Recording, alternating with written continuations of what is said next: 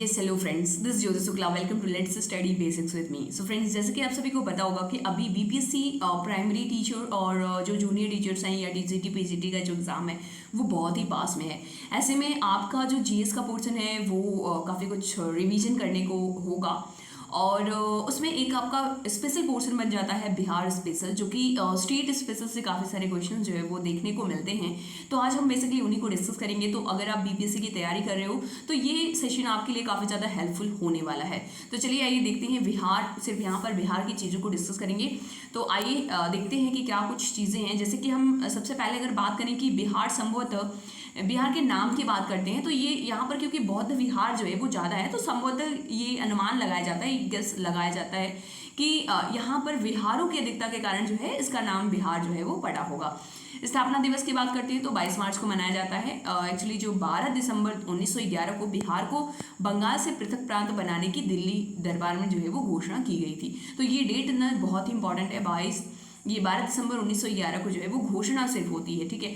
लेकिन 22 मार्च 1912 को बिहार एवं उड़ीसा एक प्रांत के गठन की विधिवत घोषणा जो है वो जारी की जाती है। ये डेट देखो ज़्यादा इंपॉर्टेंट बन जाता है कि 22 मार्च 1912 का दिन। इससे पूर्व बिहार अविभाजित बंगाल का भाग था। तो इससे पहले क्या था, बंगाल जो था, इट मीन्स जो बिहार था वो बंगाल में ही जो है रहता था। बंगाल प्रेसिडेंसी से अलग होकर बिहार एवं उड़ीसा एक नए प्रांत के रूप में 1 अप्रैल 1912 को अस्तित्व में आया।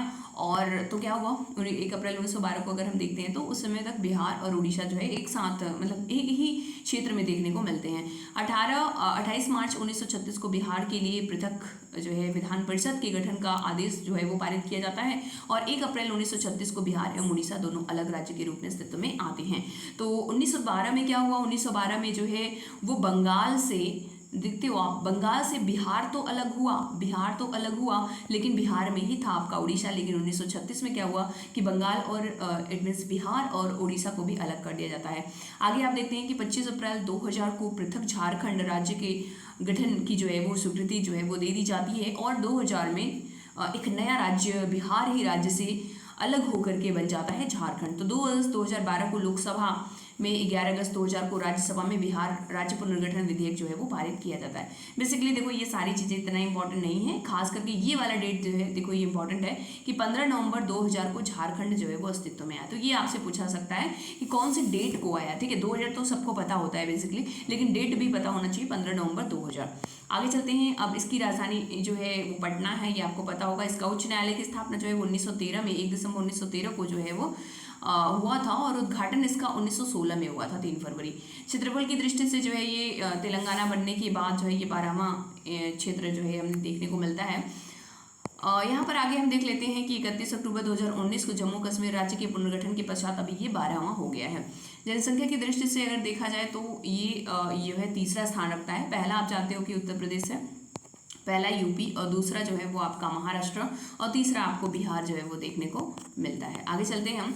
राज्य की भाषा यहाँ की हिंदी है। द्वितीय राज्य की भाषा की बात करें तो उर्दू है, जिस तरीके से आपको यूपी में देखने को मिलता है। राजकीय प्रतीक जो है, राजकीय वृक्ष यहाँ का पीपल है। और राजकीय पुष्प की बात करते हैं तो ये गेंदा है। राजकीय पशु जो है वो बैल है। और राजकीय पक्षी जो है वो गौरैया है। पहले नीलकंठ जो है वो हुआ करता था। भौगोलिक दृष्टि से अगर इसका अक्षांशीय विस्तार देखें तो 24, 20, 10, ठीक है, 24 डिग्री, ठीक है, ये आप ध्यान रखेंगे। 24, 20, 10 और 27 से लेकर के 27, 31, 15 उत्तरी अक्षांश में है। देशांतरीय विस्तार इसका 83, 19, 50 से लेकर के 88, 17, 40 पूर्वी देशांतर जो है वो देखने को मिलता है। क्षेत्रफल अगर इसकी बात करें तो 94,163 किलोमीटर देखने को मिलता है। लंबाई 345 है और चौड़ाई जो है वो 483 है। तो उसका चौड़ाई जो है वो ज़्यादा है, लंबाई जो है वो कम है। शहरी क्षेत्रफल आप देख सकते हो, ग्रामीण क्षेत्रफल आप देख सकते हो। इसके साथ में समुद्र तट से ऊंचाई है। बिहार जो है वो भारत के पूर्वी भाग में स्थित है और यह भू आवेष्टित राज्य है, मतलब इसके पास में जो है वो समुद्र वगैरह देखने को नहीं मिलते हैं। यह उत्तर में नेपाल, ठीक है, दक्षिण में झारखंड, पूर्व में झारखंड, और उसके बाद पश्चिम बंगाल तथा पश्चिम में उत्तर प्रदेश से घिरा हुआ है। बिहार नेपाल की संयुक्त अंतर्राष्ट्रीय सीमा 729 किलोमीटर। ये भी ध्यान रखेंगे कि बिहार और नेपाल की जो बॉर्डर लगता है वो 729 किलोमीटर का है। इसका प्रमंडल की बात करें तो 9 है यहाँ पर प्रमंडल, पटना, मगध, सारण, तिरहुत, दरभंगा, कोशी, पूर्णिया, मुंगेर, भागलपुर, ये आप देख सकते हो। जिले की बात करें तो कुल जिले जो है वो 38 है, अनुमंडल जो है वो 101 है। आगे आ जाते हैं हम और यहाँ पर आप देख सकते हो सामुदायिक विकास खंड वगैरह, देखो ये इतने इंपॉर्टेंट नहीं है, खैर अगर आपको देखना है तो बिल्कुल आप देख सकते हो। महानगर, ये देखो विधानसभा की सीटों की संख्या आप याद रखेंगे 243 है, विधान परिषद के सदस्यों की संख्या 75 है, लोकसभा में सीट जो है वो 40 है। देखो यूपी का जस्ट आधा, यूपी में जो है वो 80 है, तो बिहार में इसका आधा हो जाएगा 40। राज्यसभा में सदस्यों की संख्या जो है वो 16 है, यूपी में कितने हैं, यूपी में 31 है।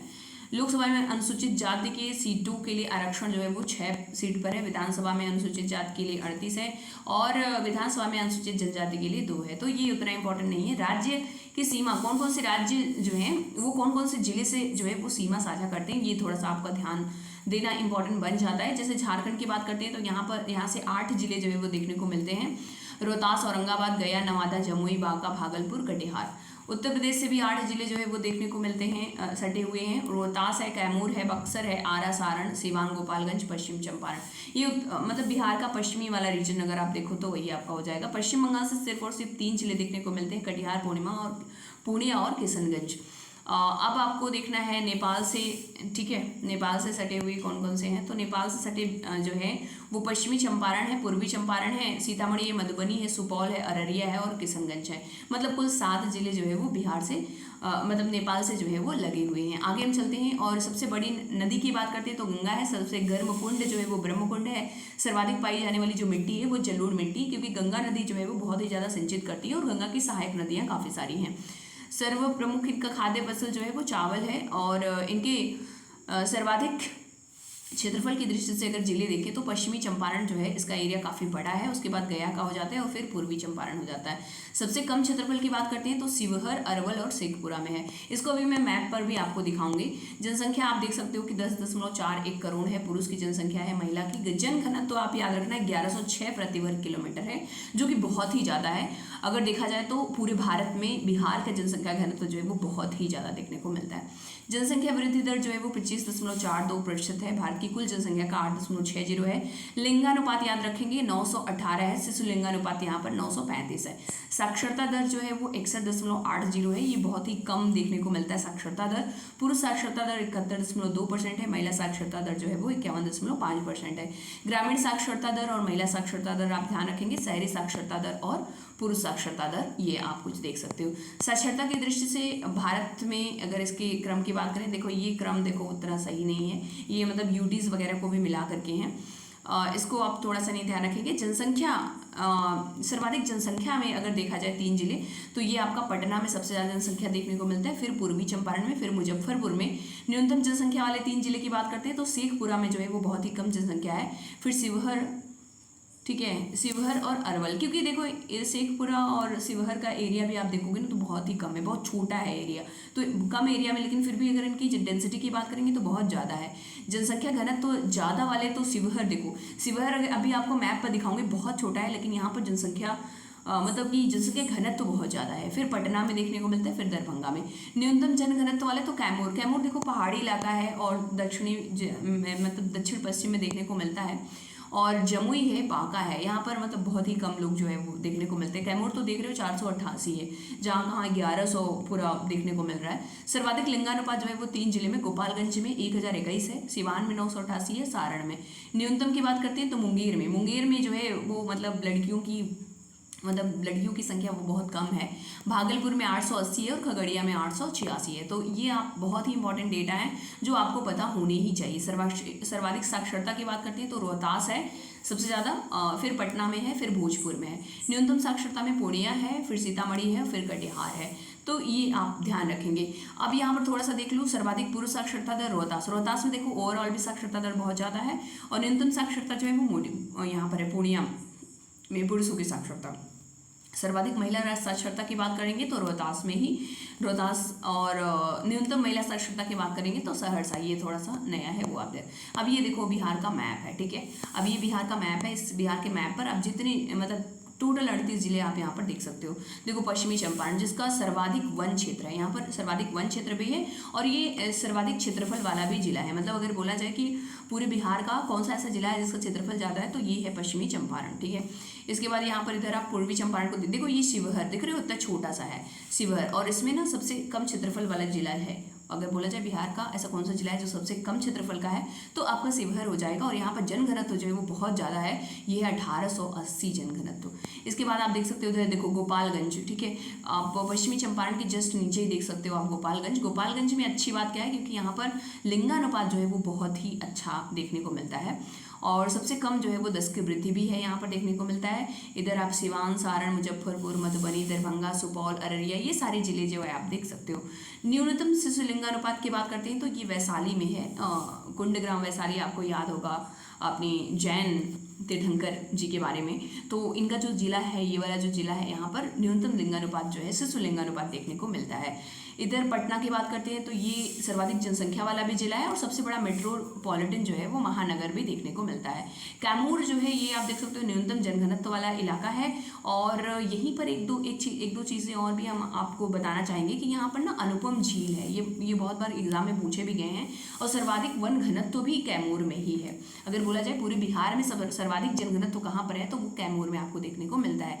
इसी के साथ में आप इधर बाकी जिलों के भी देख सकते हो, जैसे किशनगंज है, यहाँ पर सर्वाधिक शिशु लिंगानुपात जो है वो 971 दर्ज की गई है। उसी के साथ में पूर्णिया को देखोगे तो पूर्णिया जो है यहाँ पे न्यूनतम पुरुष साक्षरता दर है। कटिहार आप देख सकते हो ये है बांग्लादेश से, इट मीन्स वेस्ट बंगाल से जो है वो बॉर्डर शेयर करता है। भागलपुर आप देख सकते हो, बांका देख सकते हो, जमुई, ये देखो शेखपुरा, इसका भी एरिया बहुत ही कम है, और यहाँ पर न्यूनतम 1% है, और न्यूनतम जनसंख्या वाला जिला भी है ये। इधर आप देख सकते हो बेगूसराय देखो, यहाँ पर दिनकर जी का जन्म हुआ है। रामधारी सिंह दिनकर जी के बारे में आप सभी को पता होगा। RS शर्मा जिन्होंने हिस्ट्री की बुक लिखी है, उनका भी जन्म जो है वो यहीं पर हुआ था। कांवर ताल जो कि एकमात्र बिहार का वेटलैंड है, वो भी आपको बेगूसराय में देखने को मिलता है। बेगूसराय कुछ अच्छा पॉलिटिकल रीजन से भी ये काफ़ी ज़्यादा इंपॉर्टेंट बन जाता है। नालंदा आप जानते हो कि आपका जो महान विश्वविद्यालय आप पढ़ते हो, उसके बारे में ये आपको नालंदा देखने को मिल जाता है। गया जो है ये काफ़ी ज़्यादा, मतलब आप देखो तो दक्षिणी जिला है, सर्वाधिक, मतलब अगर हम देखें दक्षिण में पड़ जाता है, और सर्वाधिक अनुसूचित जाति वाला जिला है। अब देखो यहाँ पर ना अगर आपसे पूछा जाए सबसे पूर्वी और पश्चिमी जिला, तो अब देखो सबसे उत्तर की जिले की बात करेंगे तो पश्चिमी चंपारण हो गया आपका। दक्षिण में बात करेंगे तो इधर देखो आप, ये आपका गया हो जाएगा, ठीक है, ये गया आपका हो गया। और इसी के साथ में आप ये भी देख सकते हो जमुई, ये आपके दक्षिणी वाले ज़िले हैं। अगर हम पश्चिमी ज़िले की बात करेंगे तो पश्चिमी में आपका ये कैमूर हो जाएगा, और ये पश्चिमी चंपारण भी आपका हो जाएगा। और अगर हम पूर्वी जिला की बात करेंगे तो आपका किशनगंज और कटिहार आप देख सकते हो, सबसे पूर्वी जिले जो है वो आपको देखने को मिल रहे हैं।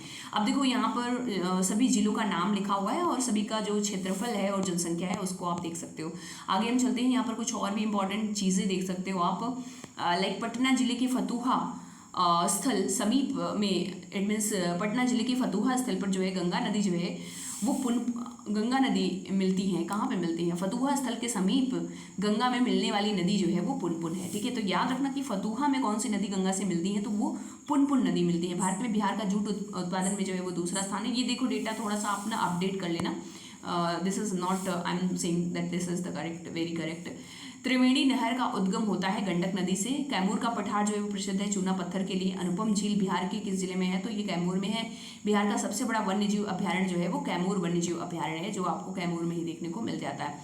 भारत वन स्थिति रिपोर्ट देखो यहाँ पे 2017 दिया हुआ है। 2017 के अनुसार 7.30% है, लेकिन अगर हम 2021 के अनुसार, क्योंकि क्या होता है ना कि 2 साल में फॉरेस्ट रिपोर्ट आता है, तो 17 के बाद 19, 19 के बाद 21 आया। अब 21 के बाद 23 में जो आएगा वो कहीं अगले साल जाकर के वो रिलीज होगा उसका रिपोर्ट। तो अभी फिलहाल के लिए हमें जो लर्न रखना है, जो रिपोर्ट का ध्यान में रखना है, वो 2021 वाला रिपोर्ट हमें अपडेट करके रखना है।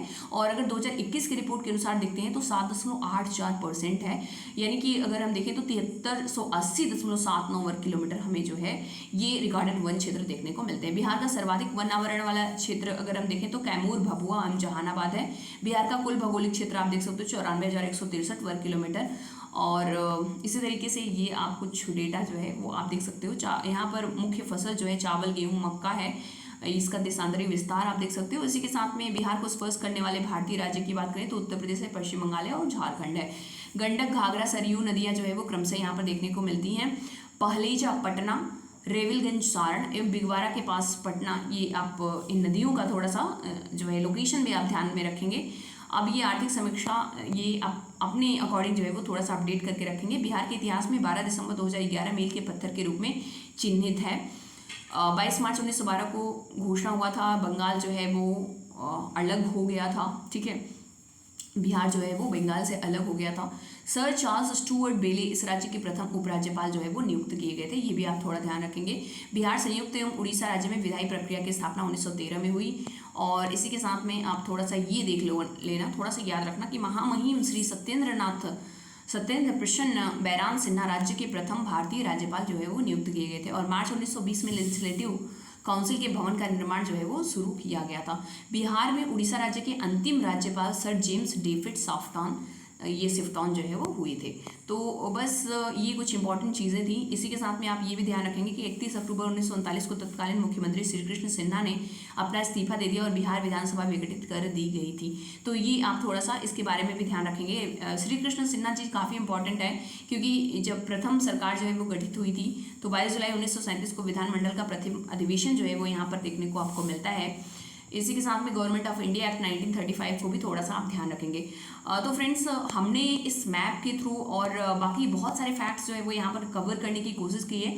तो होप सो आपको ये सेशन पसंद आया होगा। काफ़ी कम समय में हमने काफ़ी कुछ चीज़ें जो है वो कवर करने की कोशिश की है। अगर आपको सेशन पसंद आता है तो प्लीज़ ज़्यादा से ज़्यादा शेयर करिएगा, और अगर आपने चैनल को सब्सक्राइब नहीं किया है तो प्लीज़ चैनल को सब्सक्राइब कर दीजिएगा। तो चलिए, आपके फीडबैक के अनुसार नेक्स्ट सेशन में हम मिलते हैं। तो चलिए मिलते हैं किसी नए वीडियो में। Bye bye and take care.